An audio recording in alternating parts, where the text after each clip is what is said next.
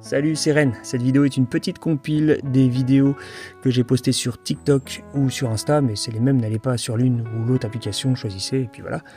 Quoique, en général, c'est plus souvent sur TikTok que je les poste en premier. Vous n'êtes pas obligé de regarder cette vidéo, vous pouvez l'écouter si mon quotidien, ou plutôt si mon actu vous intéresse. Ça fait longtemps qu'on s'est pas vu ici, et pour cause, j'ai arrêté de poster des shorts. Oui, je me suis rendu compte que c'était pas la plateforme la plus appropriée pour poster des vidéos en format court.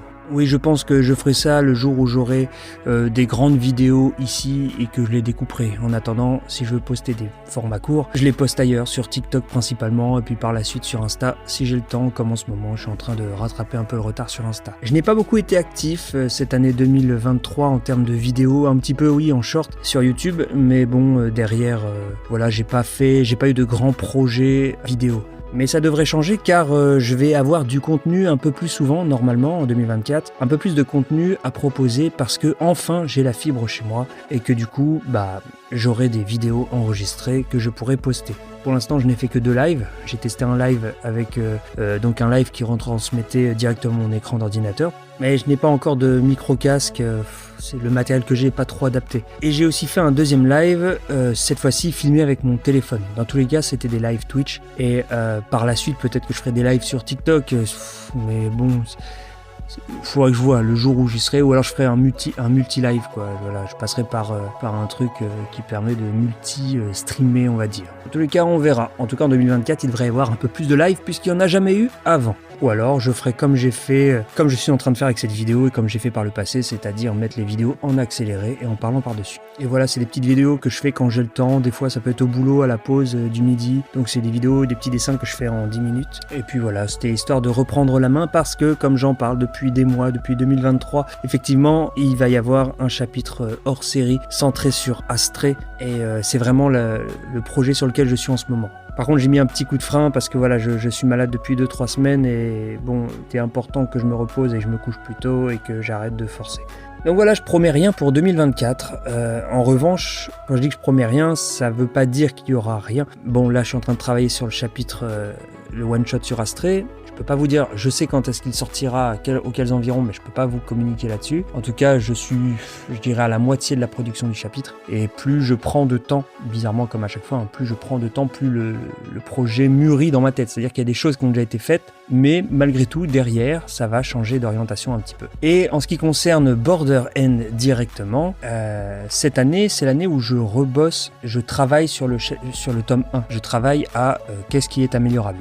Je sais sur quels axes je vais améliorer, mais voilà, je vais pas travailler tout seul dessus. J'ai des éditos, des conseils éditorialistes, je sais pas trop comment dire, qui vont pouvoir m'orienter, voir vraiment, parce que c'est vrai qu'à force d'avoir la tête dedans, je sais pas, ça doit faire depuis 2020 que je fais Border End, on est en 2024, il y a des choses qui ont bien vieilli et j'ai pas d'autre ressenti que le mien. Si, j'ai quelques personnes qui m'en parlent et c'est à ces moments-là que je me rends compte qu'il y a des choses qui n'ont pas été comprises. Dans tous les cas, même moi, quand je relis Border End au début, il y a beaucoup de choses qui ne vont pas du tout. Ça ne veut pas dire qu'il n'y aura pas de chapitre cette année, je pense que j'en ferai 2. Je pense aussi passer plus au traditionnel. C'est moins précis, mais vraiment je vais plus vite et je trouve ça plus beau au final. Par contre, il est très très important de faire un storyboard à l'avance avant de passer à l'ancrage. Ça fait une très grosse différence au niveau de la qualité. À l'heure où vous aurez cette vidéo, on devrait être à un jour. Alors je ne suis pas sûr, mais à l'heure où vous avez cette vidéo, je crois que c'est le 31 janvier qu'il y a le chapitre 8 de Border End qui sort dans les pages du Keep on Dream. C'est un chapitre dont je suis plutôt satisfait, sauf une page, je dirais.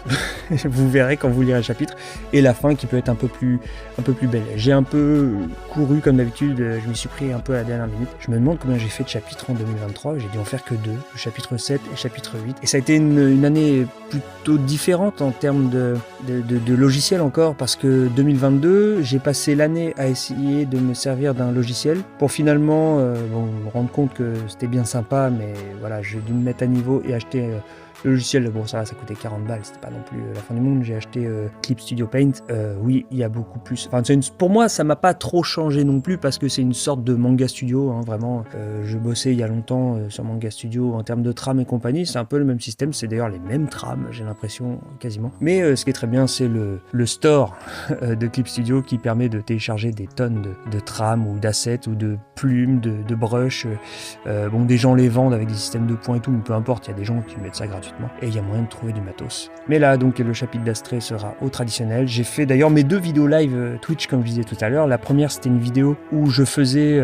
Celle-là, je ne l'ai pas rediffusée. Par contre, en gros, je faisais une double page où je faisais un château. J'ai dû mettre 2 heures pour faire des détails, des trucs. J'ai même pas fini la double page. Et ensuite, j'ai refait cette double page. Je ne l'ai pas faite en live. Celle-là...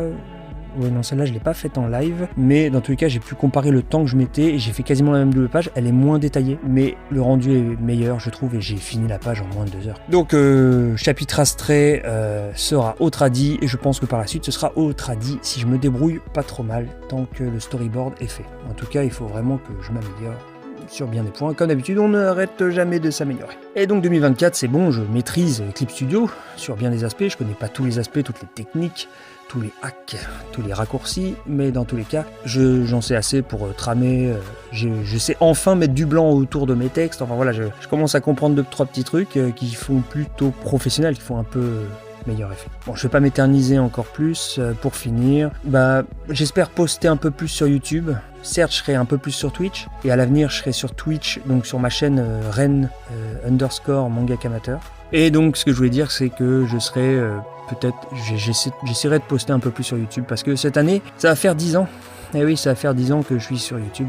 Mes vidéos ne sont pas extraordinaires depuis 10 ans parce que je ne me suis jamais investi vraiment. J'aime bien poster des vidéos sur YouTube, je compte pas être un YouTuber.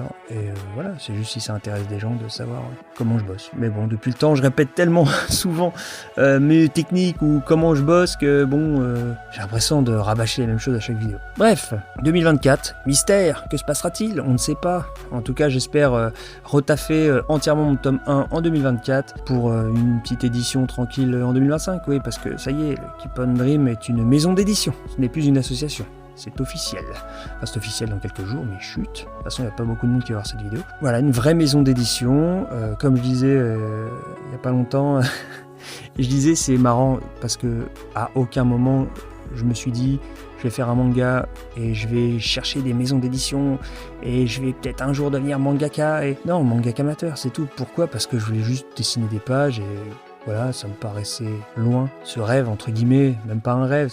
Disons qu'à l'époque où je me suis dit je vais faire des mangas, un manga où je vais me lancer là-dedans, je découvrais Dreamland, j'avais la vingtaine et je me disais waouh, Renaud Lemaire à 26 ans sort son premier manga, c'est incroyable. Maintenant je vais avoir 37 ans, donc le rêve s'est estompé légèrement.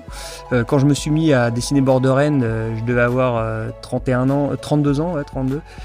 Je me suis jamais dit, allez, c'est un choix de carrière. Non, pas du tout. Surtout quand on sait ce que rémunère le monde du manga, enfin, le monde de l'édition française, comment ça rémunère avec tous les problèmes de droits d'auteur, etc., les marges. Sans rentrer dans les détails, je me suis jamais dit que c'était un plan de carrière. En revanche, se faire éditer et avoir son tome à soi entre ses mains papier par une maison d'édition, j'aurais jamais cru qu'on irait me chercher par le callback. Enfin, je veux dire, vraiment, je dessine mon petit chapitre tranquillou de Borderend, un peu à l'arrache avec des astuces pour gagner du temps parce que j'avais lu des webtoons et puis je voyais qu'ils trichaient un peu. Je me dis, ah tiens, je vais faire mon histoire et puis je vais pas me prendre la tête et puis ça va être marrant, je vais juste faire des dessins cool.